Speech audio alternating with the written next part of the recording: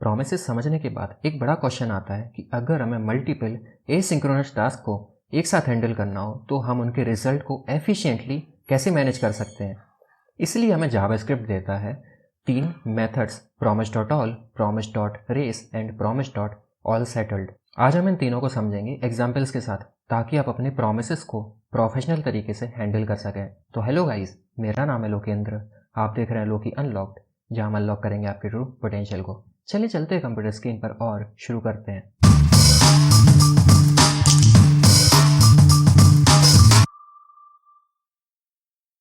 चलिए समझते हैं जावास्क्रिप्ट में promise.all, promise.race एंड promise.allSettled क्या होते हैं और ये कैसे काम करते हैं। सबसे पहला है कि हमने जो पिछली वीडियो में देखा था, in last video we learned about promises. अगर आपने मेरी लास्ट वीडियो नहीं देखी जिसमें मैंने प्रोमिसेस को एक्सप्लेन किया था तो आपको वो जरूर से चेकआउट करनी चाहिए, अदरवाइज इस वीडियो को देखने का आपको कोई मतलब नहीं है। पिछली वीडियो जिसमें मैंने प्रोमिसेस को समझाया था उसका लिंक आपको नीचे डिस्क्रिप्शन बॉक्स में मिल जाएगा। Promises are and how they handle asynchronous operations. पिछली वीडियो में मैंने देखा था कि प्रोमिसेस क्या होते हैं और कैसे ये एसिंक्रोनस ऑपरेशंस को हैंडल करते हैं। Now let's take it one step further, we will understand how to handle multiple promises together. इस वीडियो में हम देखेंगे कि हम मल्टीपल प्रोमिसेस को एक साथ कैसे हैंडल कर सकते हैं using promise.all, promise.race and promise.allSettled। चलिए एक करके इन तीनों को समझते हैं। सबसे पहले समझते हैं कि हमें इनकी ज़रूरत क्यों पड़ी। When you have to run multiple async task, जब हमें मल्टीपल async टास्क को रन करने की ज़रूरत पड़ती है, like fetching data from different APIs, you don't want to wait for each one separately। मान लो आपको 4-5 API से डेटा चाहिए, तो आप क्या ऐसे करेंगे कि एक API से आपने डेटा फैच किया, उसके बाद दूसरे से किया, उसके बाद तीसरे से किया। इससे बेटर अप्रोच है कि आप सभी API से एक साथ ही डेटा फैच कर लें, वही यूज़ आता है इन सभी मेथड्स का। You can run them together and handle result smartly with these method। हम सारी APIs को एक साथ रन कर देंगे और सबका जो रिजल्ट है वो एक साथ ही हम गेट कर लेंगे। अब सबसे पहले समझते हैं कि promise.all क्या होता है। promise.all waits for all promises to resolve। जो promise.all है वो सभी promises के resolve होने का वेट करता है and then returns an array of their result, और उसके बाद उनके रिजल्ट का हमें एरे रिटर्न करके दे देता है। If any one promise reject, अगर उन सभी प्रॉमिस में से जो भी हम promise.all को देंगे उनमें से एक भी रिजेक्ट होता है, द होल थिंग फॉल, तो जो पूरा प्रॉमिस है वो डॉट कैच ब्लॉक में चला जाता है और हमें रिजल्ट नहीं मिलेगा। चलिए हम डायरेक्ट कोड में जंप करते हैं और समझते हैं कि promise.all हम कैसे इम्प्लीमेंट कर सकते हैं अपने कोड में। इस वीडियो के लिए जो मैं फाइल बना रहा हूँ वो है tut41.js, और हर वीडियो की तरह ही आपको इस वीडियो की फाइल की गिटहब रेपोजिटरी का लिंक नीचे डिस्क्रिप्शन बॉक्स में मिल जाएगा। मान लीजिए हमने मल्टीपल प्रोमिसेस बनाए। मान लो मैंने बनाया सबसे पहले promise1 इक्वल न्यू promise, और इसमें मैंने दे दिया रिजॉल्व एंड रिजेक्ट, और मान लो ये सिंपली रिजॉल्व कर देता है आफ्टर 3 सेकेंड। तो मैं इसमें सेट टाइम आउट भी लगा लूँगा। सेट टाइम आउट जो 3 सेकेंड्स के बाद सिंपली रिजॉल्व कर देगा इसको विथ promise1 रिजॉल्व। उसके बाद मैं ऐसे ही 2 प्रोमिसेस और बनाऊंगा, इसको रेप्लिकेट कर लूँगा। यहाँ पर मैं दे दूँगा promise2 एंड देन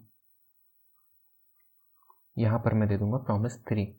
इसके बाद हम क्या करेंगे, हम सिंपली लिखेंगे promise डॉट, ये हमें ऑल मेथड देता है। इस ऑल मेथड में हमें एक एरे पास करना होता है हमारे सभी प्रोमिसेस का, तो हम इसमें एरे देंगे और इसमें हम अपने प्रोमिसेस को पास कर देंगे, promise1, promise2 एंड promise3।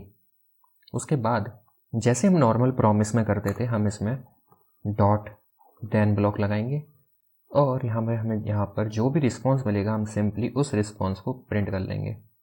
यहाँ पर हमने रिस्पॉन्स को प्रिंट कर लिया, और हम डॉट कैच ब्लॉक का भी यूज़ करना नहीं भूलेंगे, और सिंपली हमने इसको भी यहाँ पर अगर कोई हमें एरर मिलता है, इस केस में तो हमने अभी कोई भी एरर जो है वो मीन्स हमने कोई भी प्रॉमिस को रिजेक्ट नहीं किया तो हमें एरर देखने को नहीं मिलेगा, लेकिन ये बेस्ट प्रैक्टिसेस में आता है कि हम हमेशा कैच ब्लॉक का यूज़ करें ही करें। अगर हम फाइल को सेव करें और कोड को अगर रन करें तो आप देखेंगे कि हमें 3 सेकंड बाद promise1, promise2 एंड promise3 तीनों के ही जो रिज़ल्ट है वो एक साथ देखने को मिल जाएंगे। उम्मीद है ये चीज़ आपको समझ आई होगी। मीन्स हुआ क्या कि जैसे ही हमने promise.all चलाया तो ये तीनों ही प्रॉमिस एक साथ रन हो गए। और इसको कंफर्म करने के लिए हम यहाँ पर एक console.log लगा लेते हैं कि promise1 ran, मैं इसको रेप्लिकेट करूँगा और यहाँ पे लिखूँगा मैं promise2 ran और इसको मैं रेप्लिकेट करूँगा promise3 ran। अगर अब मैं कोड को रन करूँ तो आप देखेंगे कि ये तीनों एक साथ ही हमें प्रिंट होकर देखने को मिल गए। मीन्स इस promise.all ने क्या किया, इस promise.all ने इन तीनों को एक साथ ही रन कर दिया पैरेलली, ताकि हमें किसी एक के लिए वेट करने की ज़रूरत ना पड़े। उम्मीद ये चीज़ आपको समझ आई होगी। इसके बाद है कि अगर इन तीनों प्रोमिसेस में से एक भी अगर प्रॉमिस जो है वो रिजेक्ट हो जाता तो हमारा जो प्रॉमिस है वो डॉट देन ब्लॉक में जाएगा ही नहीं, वो सिर्फ डॉट कैच ब्लॉक में जाएगा। मीन्स अगर मान लो मैं यहाँ पर रिजॉल्व की जगह कर दें रिजेक्ट और मैं यहाँ पर लिख दूंगा promise3 रिजेक्टेड, फाइल को सेव करें और कोड को रन करें तो हमें तीनों प्रॉमिस एक साथ चलेंगे। उसके बाद 3 सेकंड बाद हमें promise3 रिजेक्टेड प्रिंट होकर देखने को मिल जाएगा और ये जो प्रिंट है वो इस डॉट कैच ब्लॉक से आया। उम्मीद है ये चीज़ आपको समझ आई होगी कि अगर promise.all का यूज़ करते टाइम एक भी प्रॉमिस हमारा रिजेक्ट हो जाता है तो हमारा जो पूरा प्रॉमिस है वो फॉल कर जाता है और हमें उसका रिस्पॉन्स देखने को नहीं मिलता है। इसके बाद है promise.raise जो रिटर्न करता है the first promise that settle either resolve और rejected, it's like a race whoever finishes first.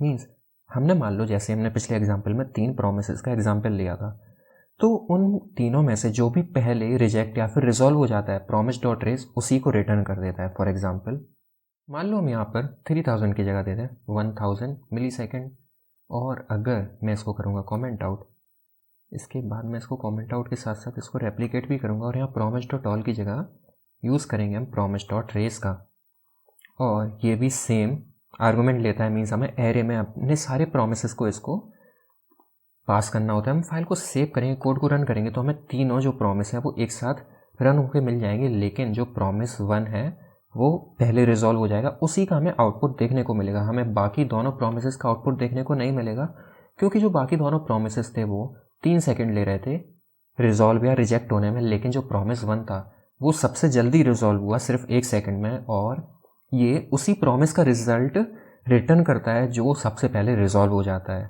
या फिर रिजेक्ट हो जाता है। मीन्स मान लो अगर ये जो है ये 500 मिली सेकेंड्स के बाद ही रिजेक्ट हो रहा है, इसको हमने क्या किया, ये हमारा 1000 मिली सेकेंड मीन्स 1 सेकेंड के बाद, ये 3000 मिली सेकेंड मीन 3 सेकेंड के बाद, लेकिन ये जो हो रहा है ये रिजेक्ट हो रहा है सिर्फ 500 मिली सेकेंड मीन्स आधा सेकेंड के बाद। अगर हम अब फाइल को सेव करके रन करें तो हमें promise3 रिजेक्टेड प्रिंट होकर देखने को मिलेगा और हमारा जो कोड है वो वहाँ से एग्जिट कर जाएगा। उम्मीद है ये चीज़ आपको समझ आई होगी।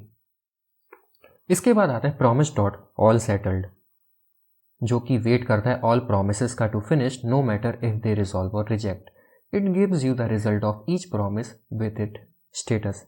मीन्स जैसे हमने promise.all में देखा कि promise.all अगर एक भी प्रॉमिस हमारा वहाँ से रिजेक्ट हो जाता था तो वहाँ से फॉल कर जाता था, जो प्रॉमिस रिजॉल्व होते थे उनका आउटपुट हमें देखने को नहीं मिलता था, लेकिन जो promise.all सेटल्ड है वो सभी के आउटपुट रिटर्न करता है। फॉर एग्जाम्पल मान लो मैं यहाँ पर इसको ही मैं रेप्लिकेट करता हूँ और जो ऊपर वाला रेस वाला था उसको मैं कमेंट आउट कर दूंगा और यहाँ पर मैं स्पेस भी दे दूंगा थोड़ा सा ताकि आपको कोड सही से मिल जाए और यहाँ पर मैं यूज़ करूँगा promise.all सेटल्ड का। अगर मैं फाइल को सेव करूँ और कोड को रन करूँ तो अगेन तीनों प्रॉमिस एक साथ रन होंगे, लेकिन हमें तीनों ही प्रॉमिसेस का आउटपुट भी देखने को मिलेगा एक एरे में। हमारा जो पहला प्रॉमिस था वो फुलफिल हुआ था, जो दूसरा प्रॉमिस था वो भी फुलफिल हुआ था, लेकिन जो तीसरा प्रॉमिस था जो रिजेक्ट हुआ था, जहाँ आप देख सकते हैं कि हमने इसे रिजेक्ट किया था तो हमें वहाँ पर इसका स्टेटस जो है वो रिजेक्टेड मिला और उसका रीज़न भी हमें मिल गया। मीन जो भी हमें वहाँ से मैसेज पास किया होगा रिजेक्टेड में वो हमें यहाँ पर मैसेज में मिल जाएगा। उम्मीद है ये चीज़ आपको समझ आई होगी। हमें promise.all का यूज़ करना है when all task must succeed, जब आपको चाहिए हो कि सारे के सारे टास्क आपके सक्सीड ही होना चाहिए तब आप promise.all का यूज़ करेंगे। promise.raise का यूज़ करेंगे when you care about the fastest. मान लो आपके पास 3-4 APIs हैं और उन तीनों चारों APIs जो हैं वो सेम ही रिजल्ट रिटर्न करती हैं, तो आपको चाहिए एक ही रिज़ल्ट। तो मीन जो भी एपीआई फास्ट रिज़ल्ट रिटर्न करेगी उसका अगर आपको रिज़ल्ट चाहिए तो आपको प्रॉमिस डॉट रेस का यूज़ करना है।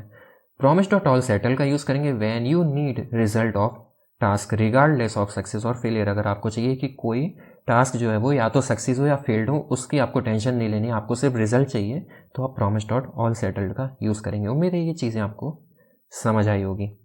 तो ये था promise dot all, promise dot race and promise dot all settled के बारे में एक ब्रीफ एक्सप्लेनेशन। अगले वीडियो में हम प्रॉमिस चेनिंग के बारे में पढ़ेंगे।